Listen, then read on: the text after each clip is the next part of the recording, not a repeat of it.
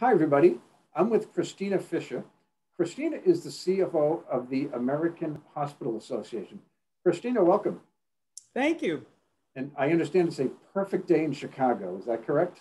It is lovely. It's 70 degrees and sunny in the early November, which is completely unusual for Chicago. Yeah, never been like that for me when I've been in Chicago in November. Yeah, So exactly. Well, we could use some sunshine. there you go. Christina is going to be speaking at the CFO Masterclass next week. And Christina, you're one of the few speakers on the conference who works for a nonprofit, American Hospital Association. And, so some different challenges maybe than some of our other panelists. I'd love to get your insights on, how your company has evolved during the crisis this year. Yeah, absolutely. Where the American Hospital Association, as you might imagine, it's been a really busy 2020. We represent America's hospitals and health systems, and we've been working really hard on one as our core mission, which is representing and serving hospitals across the country, working really hard with the administration and with Congress to get the resources our hospitals and their communities need. So that has not changed. I will say a big part of our business is in-person meetings. We do educational events, collaboration. A lot of our governance and policy making happens with masterful in-person meetings, which have been hindered significantly by the pandemic. And so we've had to pivot very quickly this year to virtual convenings, which wasn't a significant part of our business prior to 2020. And so we've had a lot of learning in the past few months about how to deliver our content, bring people together, and be effective in the virtual environment. Yeah, that must be a huge transition. It's not dissimilar Yes. to what we go through. I mean, we went Yes, from, 250 live events to 250 virtual events. exactly. Culturally, I assume that's making a big impact on your company too, right? Absolutely. And as an association, even internally, our work is largely done in teams, done collaboratively by bringing people together. It's how we do innovation. It's how we learn and develop new things. And so working in the virtual environment has been a challenge for us, even as a leadership team, and how to manage teams effectively and still deliver in an effective way. I will say our team, top to bottom, has made the pivot pretty successfully. We've learned how to be flexible with each other.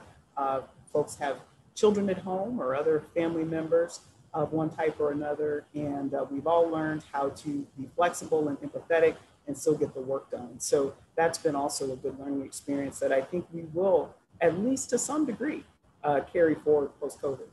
Yeah, I think the situation is at least partially here to stay. So Yep. I've always thought CFOs of nonprofits have some really interesting challenges, even during the most prosperous of times. But you're the CFO of what, in my perspective, is a relatively large nonprofit. So can you tell a little about how your role may have changed and some of the challenges you've had to overcome this year? Yeah, absolutely. So I think, the role for all CFOs in terms of how do you manage um, resources, often scarce in one way or another. Either they're scarce because literally you have fewer dollars, or you just need to be more efficient and be more efficient all the time. How do you do that and deliver on your strategies and priorities, both externally and internally? Those are challenges that are very common to all CFOs, including those of us in nonprofits. I will say that as a mission-based organization, we certainly had to prioritize how we can continue to deliver on what is most important to our members in this really unusual situation.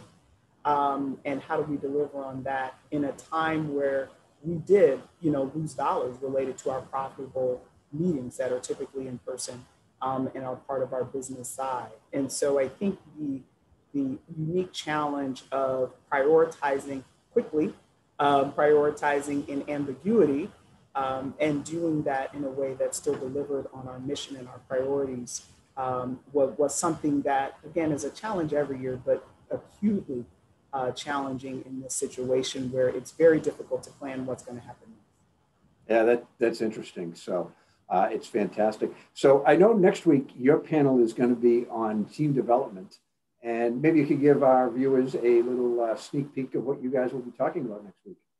Yes, well, I think we're going to have a really, really rich discussion. I think the challenge of CFOs across industries is very common in this particular time where we really are challenged with bringing people, process, and technology together to build the most effective team. I think that's the backdrop. But certainly as it relates to the people, we have a multi-generational workforce, and early careerists and how they embrace technology and how they like to be developed or taught is different than those who are more seasoned and maybe on the downswing of their career. What motivates people in different generations is a challenge, and also gives managers some inputs in terms of how do they need to develop their teams. And I think that that'll be something we'll discuss. I think another really good conversation will be the balance between when do you really need to turn over or replace a particular staff member versus when you need to focus on training and development of a particular staff member. How do you do that assessment? How do we motivate and inspire folks who are motivated differently, who learn differently, who embrace technology at a different pace? And so mastering the development of our teams continues to be more and more challenging as the workforce is more and more diverse on every element of diversity. But I think at the end of the day, the context of finance teams being even more important in times of transformation, ambiguity, and difficulty in making strategic decisions, we are on the front lines of bringing forward the data and the advisory that leadership teams need. So our role to have high performing teams is even more important today than it ever has been. Yeah, it's fantastic. And, I haven't been a CFO for a while.